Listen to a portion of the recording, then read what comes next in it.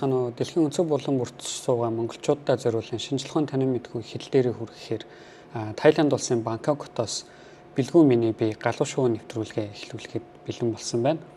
Тэгэхээр өнгөрсөн 7 хоногт ерөнхийдөө янз янзын мэдээнүүд л их явлаа. Тэр дундаас надад юу их сонирхолтой санагдсан бэ гэхээр яг цоошин мэдээ гэж хэлэхэд бол хэцүү. Яг бүр одоо тэг өнгөрсөн 7 хоног ч юм уу эсвэл дөнгөж хэдхэн сарын өмнө гарсан мэдээ гэхэд бол жоох учир дутагдaltaй. Гэхдээ энэ мэдээ маань өөрөө дахиад нэг юм жил 2 жил орчмын дараа эргээд хүмүүсийн анхаарлын сэдв болж байна л доо. За тэгэхээр энэ мэдээ маань юу вэ гэхээр ерөнхийдөө ихэнх одон орон сонирхогч нар астрофизикч, астробиологч, геологч бүр тэгээд хүмүүсийн анхаарлын төвд байдаг ангараг гэдэг гариг байгаа тийм үү. За бид нар тэгэл янз янзаар ярьдаг шүү дээ. Ангараг дээр амьдрал байдгүй юу. За одоохондоо бол бид нар ангараг дээрээс ямар нэгэн амьдралын уул мөр бол илрүүлээгүй байгаа. Дээр үед амьдрал байсан уу юу гэхээр бас одоохондоо бид нар дээр үед амьдрал байж байгаа тэрний үлдэгдэл ч юм уу тий фосилын тийм үлдэгдэл байна гэдэг ч юм уу. Тэр тухай бас яг бүрэн дүрэн 100% баталгаатай болсон ямар нэгэн туршилтын баримт бол олж ажиглаагүй байгаа. Гэхдээ нэг чухал юмнуудыг сүүлийн 10 жил ялангуяа Curiosity буюу сониучхан аппарат маань ангараг руу очсноос хойш илрүүлсэн. За Curiosity тэрний дараа Perseverance за тэрнээс өмнө Insight зэрэг чухал аппаратууд ангараг дээр очиж янз янзын хэмжилтүүдийг хийсэн ба. За эдгээр хэмжилтүүдийн дүнд бид нар хамгийн ихэнд маш чухал нэг юм юу нээсэн бэ гэхээр ангараг гариг дээр эрт дээр үед гол урсдаг байсан байна тий. Гол урсдаг байсан тийм одоо нэгсэндээ хатаад ширэгцэн голын айс авуудыг олж нээсэн байгаа байхгүй. Нэгсэндээ дээр үед гол урсдаг байж байгаа. Тэр нь өнөөдөр ямар нэгэн байдлаар байхгүй болоод ширгээд алга болцсон. Тэгээ тэрнээс нь үлдсэн ийм замууд явж байна гэсэн үг тийм. Хатсан одоо ширэгцэн голын замууд тэнд үлдсэн байна гэсэн. Тэдэр дээр очиж хийсэн судалгаагаар тэнд бол ямар ч байсан хэдэн тэрбум жилийн өмнө за ойролцоогоор бол 1 тэрбум жилийн өмнө гэдэг баха ангараг дээр шингэн ус урсж исэн байна. Ангараг гариг голтой байсан байна. За магадгүй бүр ангараг гариг маань одоогийн дэлхий шиг харагддагч байсан байж магадгүй гэсэн ийм уул мөрүүдийг бид нар олж нээсэн байна. За ингээд явандаа ангараг гариг дээрх ус маань ширгээд алга болсон. За тэрэнд бол янз янзын нөхцөл байдлуудаас нөлөөлсөн байх боломжтой. Нэгт ангараг бол дэлхийгээс жижигхэн гариг тийм үү. Хоёрт цөмөн дэлхийтэй харьцуулахад илүү хүүтэн гэж үздэг. Яагаад тэгж байгаа вэ гэхээр ерөөсөө ямар нэгэн гаригийн соронзон орон гэдэг маань тухайн гаригийн цөмд байгаа халуун цөмөөс болж бий болж идэг. Жишээ нь дэлхийн соронзон орон бол дэлхийн цөмд төмөр бараг юм плазмын шингэн төлөвтэй тий. Одоо нөгөө нэг магний гэж байдаг шүү дээ. Тэрнээс илүү гэхдээ халуун л та. Тийм төлөвтэй ингээ плазмын төлөвт орсон эргэлдэж идэг. За энэ нэгсэндээ маш их юм цахилгаан цэнийг би нимхас хоёр туйлаар нь ялгаж байгаад эргүүлж ийн гэсэн үг байхгүй.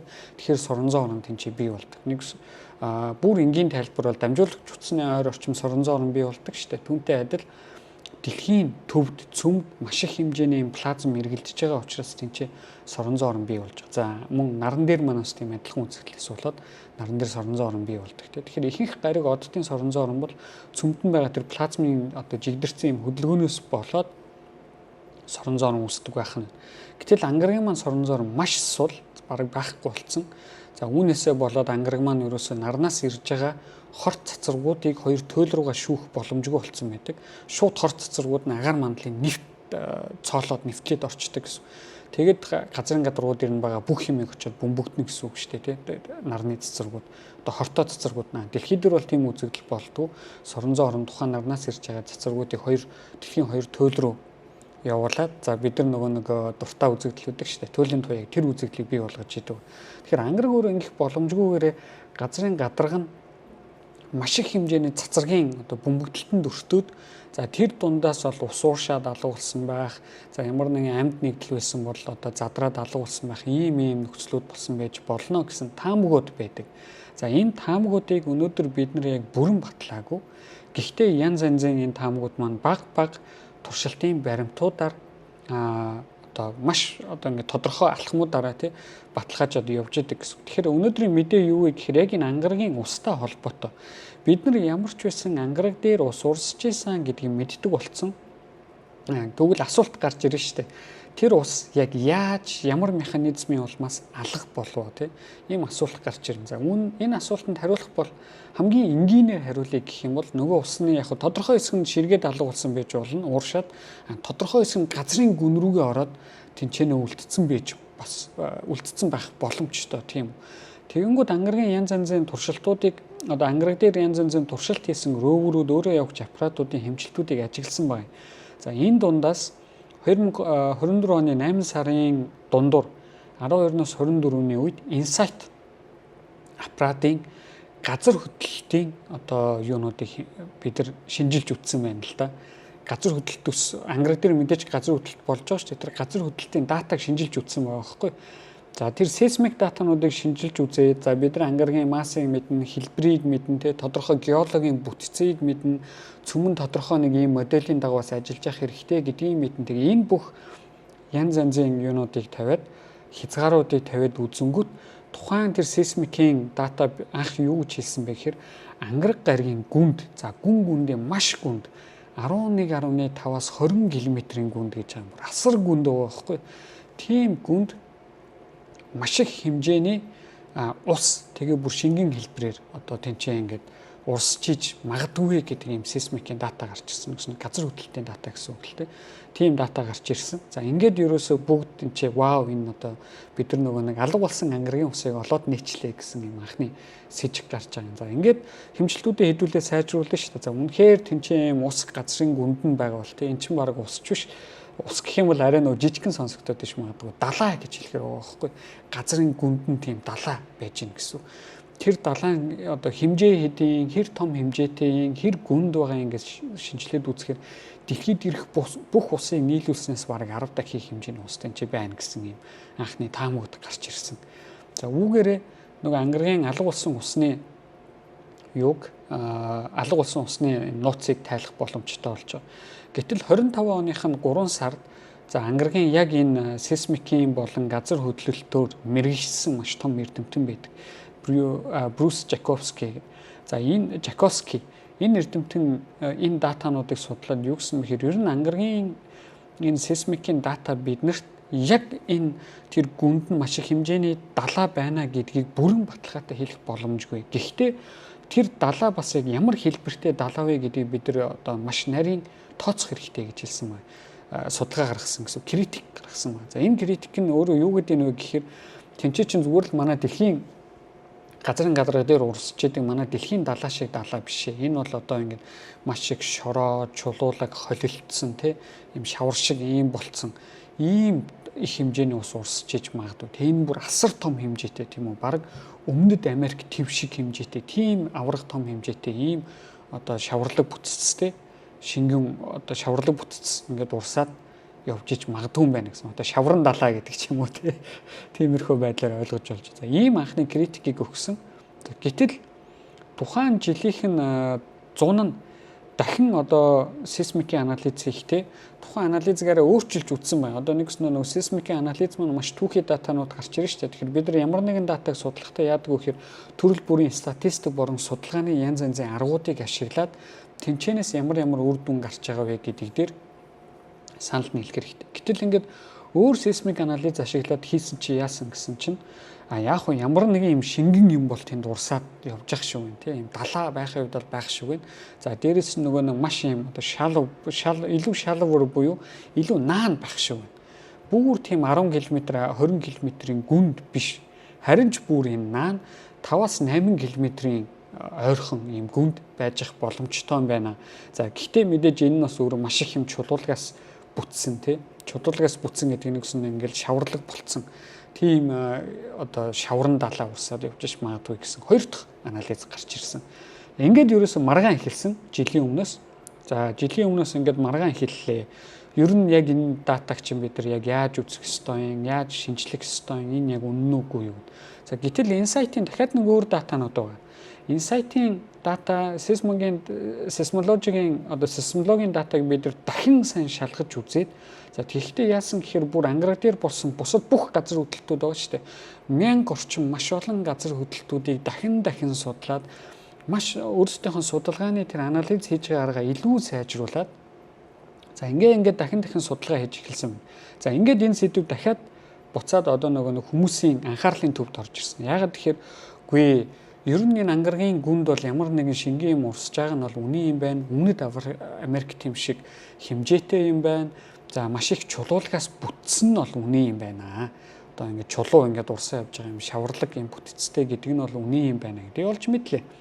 За дээрэс нь энэ гүн нь бол ерөөсөө маш гүнд байгаа юм байна гэдгийг олж мэдлээ. За ингээд сүүлийн хэмжилтүүд бол яг энэ чиглэл энэ ихний таамаглал руу чиглэж гин гэсэн. За эндээс цаашаа давхар ямар үр дүнгуудыг гаргасан бэ гэхээр энэ ус одоо тэр гүнд урсж байгаа далайн маань өөрөө гадарга дээр байгаа ямар нэгэн усны нөөцтэй холбогдсон байх боломжтой юм байна тий. Одоо бид нар мэдэн штэ ямар нэгэн гол урсж байгаа хэд гадарга дээр нэг тодорхой хэмжээний одоо ус урсж хахад гүндэн дахиад тэнцээ гол урсж идэг тийм үү. Тэр гүнд байгаа ус бол ерөөсөө тэр гүний ус бол энэ гадаргуу дээр байгаа усны их сурвалжууд болж өгч идэг тий. За яг хөө миний одоо бүдүүлэг ойлголтоор тийм байгаа. Яг нарийн судалдаг хүмүүс нь илүү сайн тайлбарлаад өгөөрэй хэрвээ намайг сонсож байгаа бол. Тэгэхээр ийм бүтцэн ингээд явж гин гэж байна. Тэгэхээр нөгөө ангараг дээр байгаа тэр шингэн ус маань өөрөө гадарга дээр байгаа юм тодорхой сувгуудтай холбогдсон байх боломжтой. За хэрвээ холбогдсон бол эрт дээр үед гол урсж исэн тэр ай савуудтай бас мөн холбогдсон байх ёстой. Энэ судалгаануудыг бид нар маш хүчтэй хийх хэрэгтэй. Энэ судалгаанууд маань өөрөө ирээдүйд яг энэ ус маань өөрөө үнэхээр алга болсон ангаргийн усны их сурвалж мөн үү? Эсвэл энэ бүр цоош нь өөр нээлттэй те. Энэ ямар нэгэн энэ бүх ангаргийн алга болсон устай ямар нэгэн байдлаар холбоогүй. Энд ч зүгээр ямар нэгэн өөр шалтгааны улмаас ангаргийн гүнд очиод ус тэнцээ ингээд далаа болцсон гэдэг юм шаврын далаа болцсон байж байгаа юм биш үстэй гэсэн бас юм таамагуд гарч ирж байгаа. Гэтэ яг ихэнх ангаргийн хөрс судлаач нар ангаргийн газар хөдлөлт судлаач нар бол энэ бол ерөөсөө л нэг алга болсон ангаргийн устай холбогдох ёстой. Энэ бол заавал одоо тийм энэ бол хамгийн энгийн тайлбар нэг байхгүй. Маш энгийн тайлбар л одоо энэ зөвлүүдийг тайлбарлах ёстой гэж байгаа. Одоо нөгөө нэг онцгой гоё үг гэдэг чинь ямар нэгэн онцгой үзэгдэл өөртөө ямар нэгэн онцгой тайлбарыг л дагуулж авах ёстой. Тэгэхээр нөгөө талаас ихэнх манай байгалийн болон ертөнцийн энэ байгалийн хуулиуд үзэгдлүүд маань өөрөө маш энгийн тайлбаруудыг өөртөө агуулж яадаг. Тэгэхээр ямар нэгэн тийм онцгой гайхамшигтай ч юм процессын улмаас биш харин ч зүгээр л энэ одоо дээдлийн ангаргийн гадаргуудаас ширгэж алга болоод үлдсэн одоо гүний хэсэг нь ангаргийн гүндийн өдийг хүртэл ингээ хадгалагдаад байж боломжтой гэж. Яг хөө яагаад хадгалагдаад байж боломжтой вэ гэхээр чинь хөрс гэдэг маш зузаан давхраг тухайн гүний усыг нарнаас ирж байгаа цацрагийн бөмбөгдөлтөөс хамгаалчихж байгаа байхгүй. Тэгэхээр тэр гүний хэсэг бол ямар нэгэн байдлаар гаднаас ирж байгаа тэр нөлөөнд өртөхгүйгээр хадгалагдан үлдсэн байх боломжтой. За үүнийг нь бид нар сейсмологийн хэмжилтүүдээр те хэмжих боломжтой гэсэн юм чухал датануудыг гаргаж ирсэн. Тэгэхээр энэ бол одоо ингээд яг сүүлийн 1 сар айгу харааны төвд орчлоо л да. Яг энэ үнэн үү худлаа юу? Энийг ер нь хэдүүлээ дахиж яаж шалах вэ? За нөгөө талаас бас нэг чухал юм юу гарч ирж байгаа вэ гэхээр хүмүүс ер нь NASA болон Европын одоо орны агентлагууд те шахаж эхэлж байгаа гэдэг нь одоо нэг уриалга төвшүүлж байна гэсэн. Тэр нь ямар уриалга вэ гэхээр бид нар ер нь ангаргалууд дахиад хөлөг явуулъя. Янз янзын роверүүд явуулъя. Тэгээ эргээ илүү тоногжуулъя. За мөн өмнөх роверүүдийн датаг харьцуулж шинжилье. За тэгээд ерөөсөө ангаргийн сейсмологийн асуудлыг нэг бүрчлэн шийдье. Яагаад вэ гэхээр бид нар ч одоо нэг удахгүй ангаргийг очиж колончлал гээд байгаа шүү дээ, тий. Бараг бидний энэ амьдралын хугацаанд ойрын 50 жилдээ энийг бол биелүүлнэ л гэдэг. Тэгэхээр ингээд очиход ангараг дээр маш том нэг асуудал гарах нь юу гэхээр мэдээж усны асуудал. Усны асуудал чинь өөрөө дагаад хүчил төрөгчийн асуудал бий болно. Гэтэл хэрвээ энэ ангаргийн гүнд байгаа ус үнэхээр баталгаажаад үнэхээр тэнцээ шингэн ус ингээд далаа байгаа. Тэр нь өөрөө дэлхийн далаагаас маш том хэмжээтэй тийм. Ийм байгаа бол бид нар нэг сумаар ангараг дээр очих хүмүүсийн, колончлох хүмүүсийн усны асуудал болон хүчил төрөгчийн асуудлыг нэг дор шийдэх боломжтой болчихж байгаа байхгүй. Тэгэхээр ийм том давуу тал бидэрт одоо колончлын давуу талыг гаргаж өгч байна. За нөгөө талд яг шинжлэх ухааны хүмүүсийн бас нэг өөр нэг сонирхлыг татж байгаа юм нь юу вэ гэхээр яадаг үлээ ямар нэгэн газар ус олдож байгаа бол манай дэлхийд ирэх шиг ус олдож байгаа бол тэнд амьдралын ямар нэгэн хэлбэр байх маш өндөр магадaltaй болж идэг тий. Тэн чи ямар нэг амьдралын хэлбэр байх. Манай дэлхийд дээрх амьдрал бол өөрөө далаагаас гаралтай шүү дээ. Тэгэхээр ангараг дээр ийм далаа гүнд нь байж гинэ гэдэг чинь одоо нөгөө Европа гээд бархас үдийн дагуулч нь бас гүндээ юм далаатай байгаа шүү дээ. Бүр шингэн далаатай гэдэг бид нар мэддэг. Тэрийг очиод цооног ухаад шинжлэх юм бол тэндээс магадгүй бактериуд, вирусууд гарч ирнэ гэж маш олон одоо харийн биологчид, харийн амьдрал судалдаг биологчид бол үздэг тий. Одон орны биологчид гэх юм уу да. Тэгэхээр ангараг дээр манаас өөрөө ийм нөхцөл байх. Одоо ч гэсэн тэр нөхцөл нь хадгалагдаад үлдсэн байх. Эсвэл тийм нөхцөл шинээр үүсэж байх боломж тэнцээ гарч ирж байгаа байхгүй. Тэгэхээр энэ маань өөрөө амьдрал гэдэг сэдвтэй дахиад холбогдож байгаа. Ангараг гариг бол ерөөс амьдрал гэдэг сэдвтэй өөр харийн амьдрал бий юу гэдэг сэдвтэй маш хүчтэй холбогддог. Яг үүнтэй адил энэ судалгааг хийх юм бол магадгүй бид нар амьдрал гэдэг чинь ховор зүйл биш юм байна те. Ер нь л огторгой ертөнц даяар тархсан байдаг түгээмэл зүйлүүдийн нэг байж магадгүй гэсэн таамаглалыг одоо батлахад 1-2 алхам дөхүүлж магадгүй мэй гэсэн юм шин сэдвүүдийг гаргаж ирж байгаа. Тэгэхээр миний хувьд бол үнэхээр тэнцээ ингэ шингэн ус байж байгаа юм бол үнэхээр гоё тийм маш том хэмжээтэй.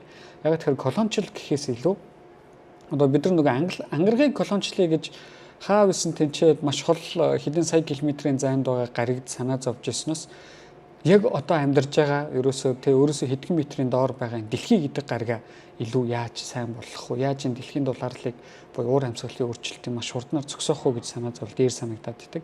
Нөгөө талд энэ ангаргийн одоо усны нээлт бол ерөөсөө л цэвэр нөө шинжилгээний чүний сониуч зангаар бол тэн үнэхээр амьдрал байгаа бол үнэхээр сонирхолтой нээлт болно.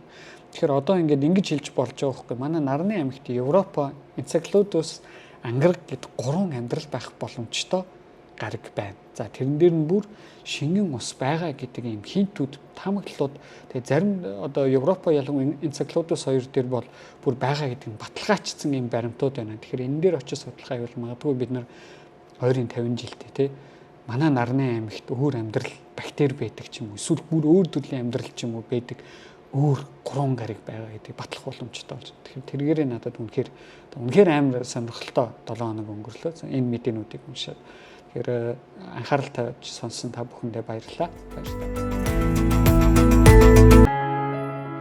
Нэвтрүүлгийг хүлээн авсан Нарны аймгийн монголчуудаа баярлалаа. Одмондөр сувг нь энэ мэдчлэн таны мэдхүйн мянган нэвтрүүлгийг 2026 оны 7 сарын 1 хүртэл та бүхэндээ хүргэх юм. Их хэлээрээ шинжлэх ухаан танин мэдхүйг түгээхийн үлсэд нэгтгэх хүсвэл та бидэнд хандив өгөх боломжтой. Жилдээ ганцхан удаа 100,000 төгрөгөөр биднийг дэмжснээр шинжлэх ухаан танин мэдхүйг түгээх энэ үйл хэрэг амжилттай үргэлжлэх юм. Одмондөр нэр дээрх Худалдаажлын банкны дансага 4191 тэг 4518. Та 100,000 төгрөгөөр шилжүүлэхдээ гүйлгийн утга дээр нь өөрийн нэр болон утасны дугаараа заавал бичээрэй. 100,000 төгрөг хандалснаар Одмондөр сувгийн алтан гишүүн болох юм а. Шинжлэх ухаан танин мэдхгүй Монголд ялах болтугай.